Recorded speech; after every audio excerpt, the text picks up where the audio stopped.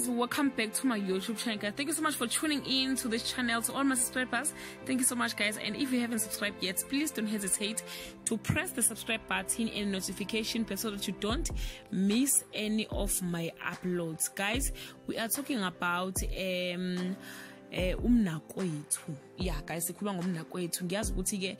We've been talking about Mnakwethu over and over again, but guys, most abantu besifazane bakhala ngokuthi ishow ikhombisa ungahlonipheki kwamakhosikazi ngabayeni babo, but they prefer ukuthi le ndaba le yesithembu iyenziwe, but kuba indaba ukuthi umndeni oxoxa indaba le yesithembu, ayi ukuthi kubukizwe lonke manje sekufikwa namakhamera, umnyeni wakho hlana endlini uzokutshela ukuthi uzothatha unkosikazi wesibili, you know, all those in confusion, guys.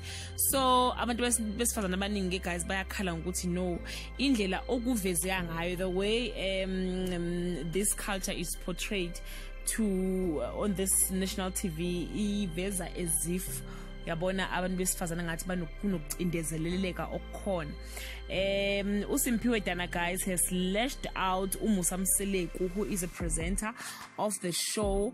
She even used amagama athanda ukuba aqinile impela, but she's not the first woman ukhuluma indaba yale sithembu esidlala lapha ya kumzansi Magic. Ayanda Burotho odlala indaba kaMadlamini kwisibaya uke naye wathi ukukhuluma kancane ukuthi isithembu understand ukuthi into enjani futhi file ukuthi senziwe kanjani.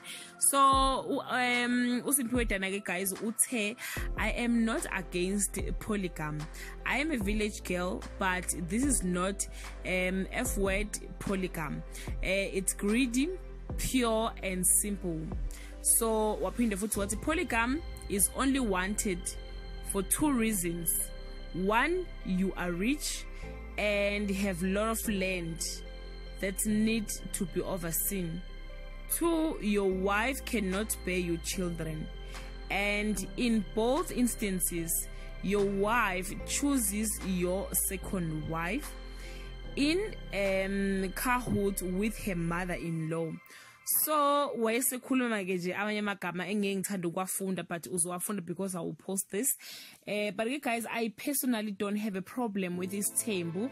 I was never raised in that family. I don't know why it's initiated, but I do feel it's better if kungaba indaba yama families, guys. Hayi ukuthi usubona manje umnyeni wakho ufika namakhamera uzokutshela ukuthi ufuna ukuthatha inkosi zesibili nonkosi zesibili nangu khona la eminyango, you know, that frustration nje, guys, is too much.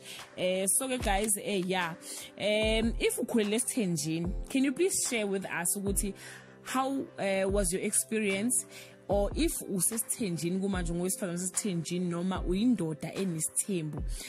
Please share your experience with us and maybe clarify or assist ukuthi ke iculture ipresentwe kahle yini le show kaMnakwethu noma it's mispresented by ishow kaMnakwethu. I love you so much, guys.